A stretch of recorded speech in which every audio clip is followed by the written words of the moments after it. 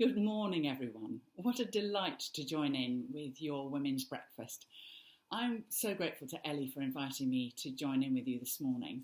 And she's asked me to talk because last year I had a rather niche job, which was that I was the High Sheriff of West Sussex. And I thought, as it's a slightly unusual thing to have done, it might be sense if I started by answering the most common questions that I was asked. Firstly, people tended to say, when I said what my role was, you're the what? In other words, what is a High Sheriff? And the short answer to that is that the High Sheriff is Her Majesty's representative for law and order in each county. And that means that there is liaison with the whole of the criminal justice system and also with the charity and voluntary sector. And that primarily means encouraging people, thanking people, finding those people who very seldom get recognition and giving them what they deserve in terms of thanks and upbuild, which I really enjoyed doing. Traditionally during the year, you host a reception for everybody in all of those sectors in the county, and you also hold a judges service. And in my year, I also chose to host what I called a blue light service in Lancing Chapel for many hundred of the emergency services to thank them for the amazing job that they do all year. So that's what the job is. Then I tended to be asked, how did you get it? Did you apply? And the answer to that is no, I was totally surprised to be asked. In every county, there's a small group that gets together and confidentially discuss names, and they're basically looking for somebody who's got a track record of community involvement, somebody who might have the personality to really enjoy meeting lots of different people in lots of different roles, and the confidence to speak publicly. And also, if I'm honest, also they need somebody who has the resources to fund the role, because it's not only not a paid role, but there aren't even expenses, and it really is quite a commitment. So that's how one gets the role. I wanted to show you the badge of the High Sheriff. There we are. And you'll see that in the middle there are crossed swords. And you'll note that one is the sharp sword of justice and the other is the blunt sword of mercy. And that in a way sums up what I saw during last year. Justice and mercy both at work. Now, in terms of justice, it was absolutely amazing, such a privilege. I got to sit with lots of different judges and type in different types of court, in the magistrates' court, in the family court, in the criminal court. And I just wanted to give you a couple of examples of the justice and the mercy at work. And on the justice side, I haven't actually chosen a particularly dramatic example, but I remember sitting with a judge when 16 Albanian drug dealers came up in front of us. And what struck me was the very individual way in which she dealt with them, and in particular the contrast that she made in the way she dealt with the youngest of the group, who was about 19, and he was the pawn of the group at a guess. He was weak, he was very young, as I've said, and he didn't know what direction his life was going in. My guess is, of course, he was a drug dealer, in as much as he presumably had caused chaos on the streets of Brighton by supplying drugs, but somebody had probably beaten him up and said, deliver this white powder to that man over there. And he'd just gone along with it and didn't know how not to.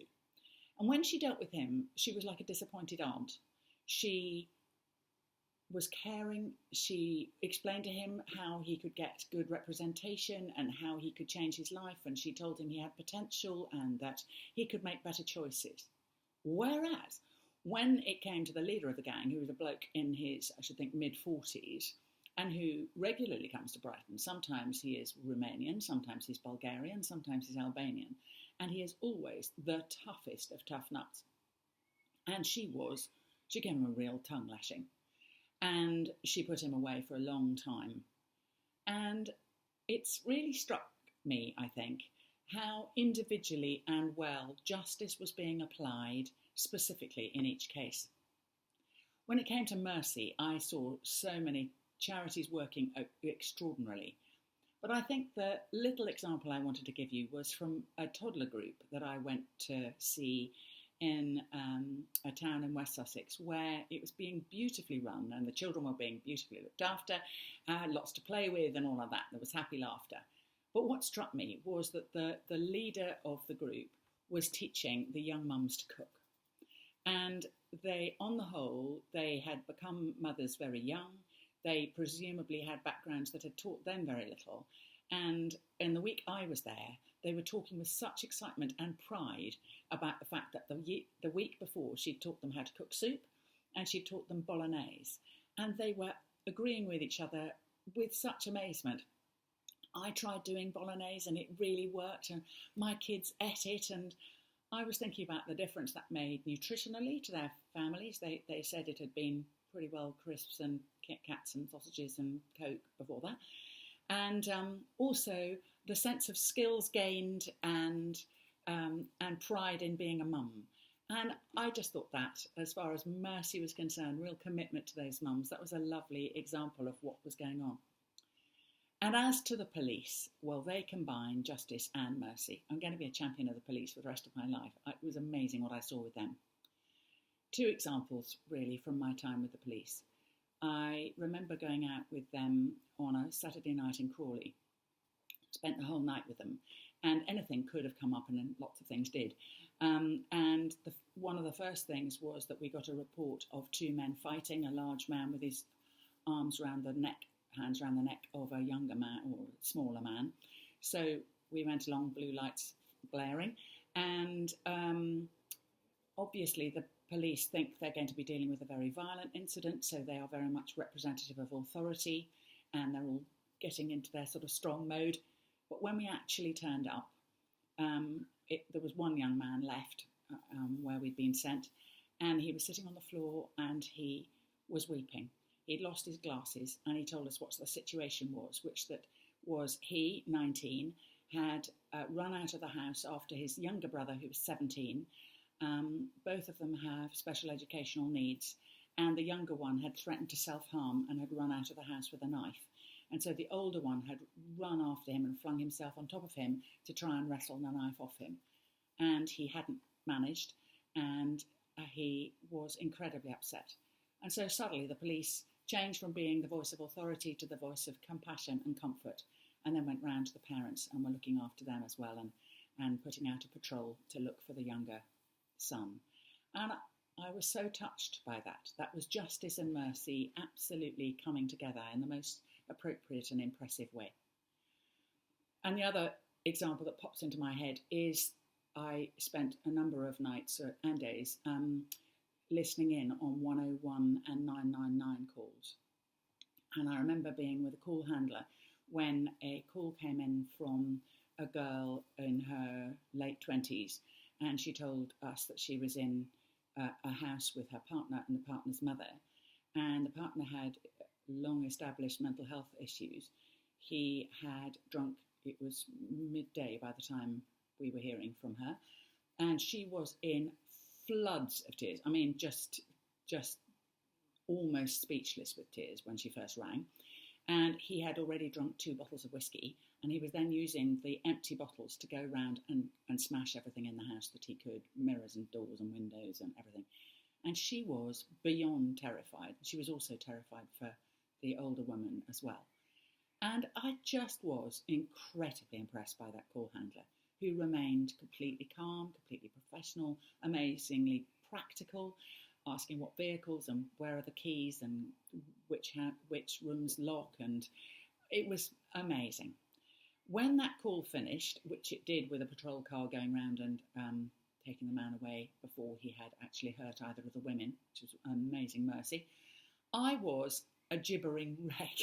I was so emotional. It was scary and adrenaline up to here and all of that. It's really quite something to listen to. And the call handler simply went on to the next call. I was just so full of respect for her and amazement, really. This is her job. This is what she does every day. And this is the safety net that we all have on those lines. And aren't we lucky? So in Sussex, I saw justice working really well, mercy amazing, and justice and mercy working really well together.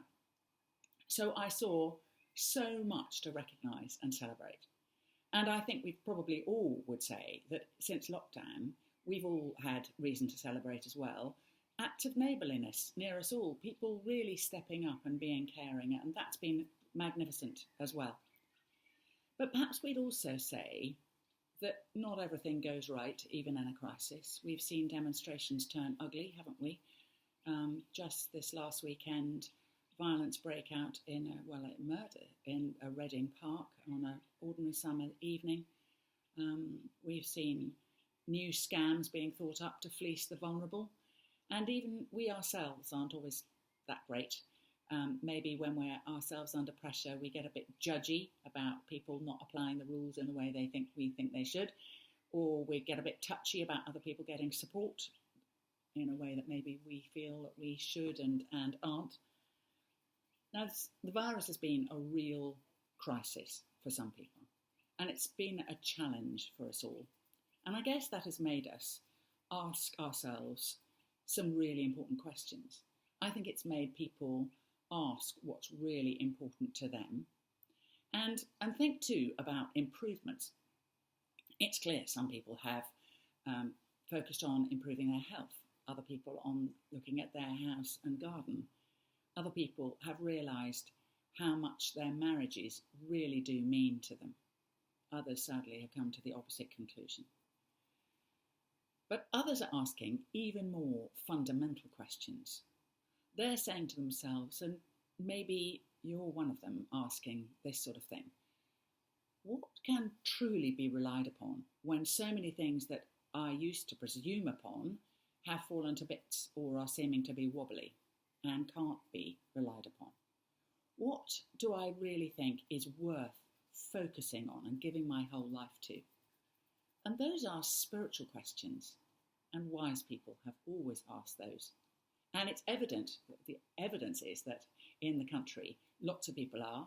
Those who sell Bibles say that masses of those are being sold.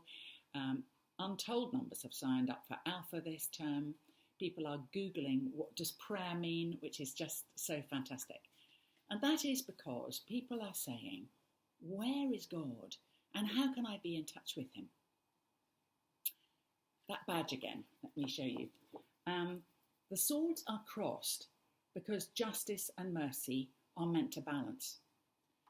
And of course, none of us balance even the best qualities in our lives because we're far from perfect. But God in his character is perfect. And he was my inspiration for my year as High Sheriff. I couldn't possibly have fulfilled that role without his power and his love at work in my life. And every God follower can know that same power and love available for them, for you, in whatever you're called to do. I had a lovely picture being explained to me the other day, which I thought I'd pass on to you. Somebody said, the Holy Spirit is like a loving parent leaning over the shoulder of a toddler who is struggling to blow out their birthday candles. And that parent lends the strength of their breath, and the success is that the candles are blown out. And then the parent, of course, claps in delight and joy with the toddler and says, well done you. And the toddler knows that really Mummy or Daddy was the one who did it, but nevertheless, it's a joyful moment. I just thought that was a really great example of what the Holy Spirit can be like. I don't know what you do in your life, what's important to you, all the different hats that you may wear, either at home or at work. But I do know that the Holy Spirit's life-giving breath at your shoulder can be transformative. So my encouragement to you would be to go beyond the small overhauls that you may have been doing already or planning still to do, the ones of the cupboard or the veg patch or the to-do list. And let's go to something more significant. Let's open up our hearts and allow the Holy Spirit to direct our lives so that his power and his life and His love can be our resource. And that way, our lives are changed, not just to be an improved version of the old life, but a new life full of Him.